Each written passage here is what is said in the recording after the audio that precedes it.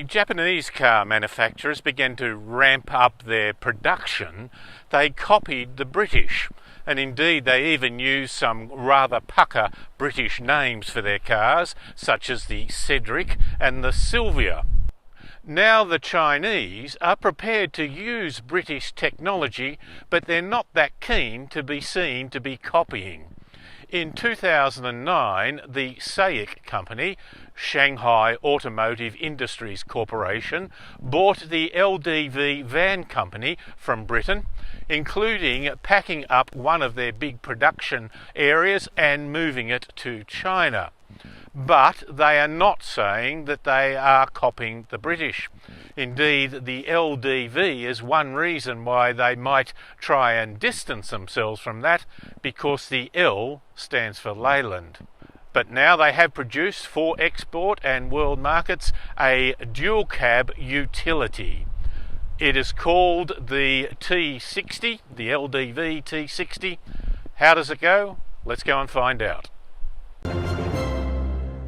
SAIC says that the LDV's T60 has a muscular look that gives it a real presence on the road. It's typical of the segment, although I find the front grille to be a little bit over the top. But then again, most vehicles in this market sector seem to make the front grille large and prominent. That gives a tack-on look rather than having a sense of style. The vehicle is built on a full ladder chassis. The T60 comes with two model options, the Pro aimed at the trade market and the Luxe aimed more at the family who wants to have room for the kids and be able to put surfboards or other similar types of activity resources in the tray at the back. Both models have the same 2.8 litre turbo diesel engine, which is a good capacity, but the performance figures of 110 kilowatts and 360 newton metres of torque are not class leading. The maximum torque is achieved at a low 1600 revs, and it holds the maximum power over most of the rev range. However, the rev range is rather limited, but anything over 4000 revs per minute seems to be getting beyond its desirable operating conditions. This means that the engine is not greatly stressed, but equally it does not perform with any great gusto. You notice this particularly on hills. We were driving in the country going up a grade, not a huge hill, when the passenger suggested that we give it as much as we could in order to see how it goes. I said I was in fact already doing that, and had been for the last 300 metres. It made you cautious to overtake on rural roads for fear that you would run out of room, although for some other drivers having enough room didn't seem to matter. The automatic gear change was acceptable but noticeable, and it seemed to hold top gear just a little too long and then change down a bit late.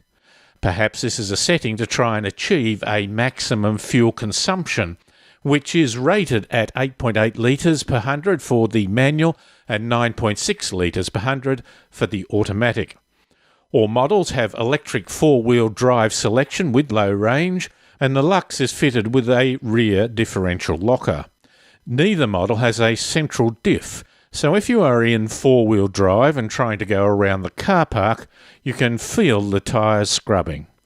The turning circle, like many of these vehicles, is not great at 12.6 metres. We took the car on a range of rural roads outside the major regional city of Bathurst.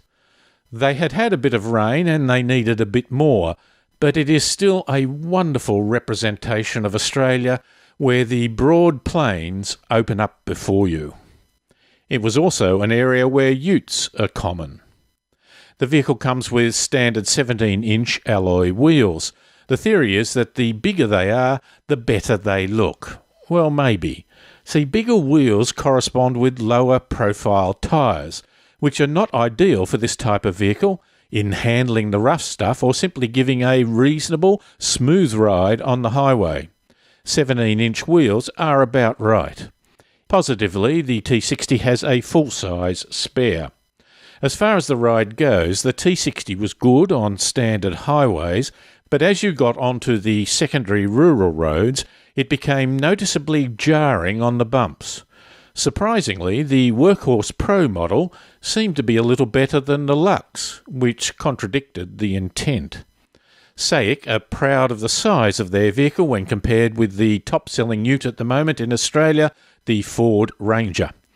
The T60 is rated with a 3-tonne towing capacity.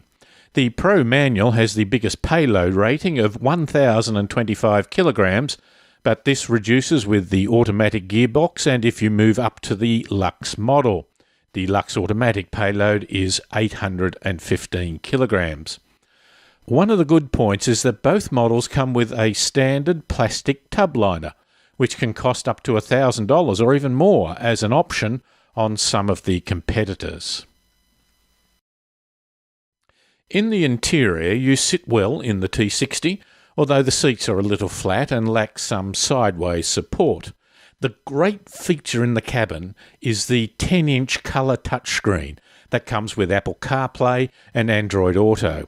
With such a large screen, each of the buttons displayed are of such a good size that it becomes wonderfully easy and practical to use.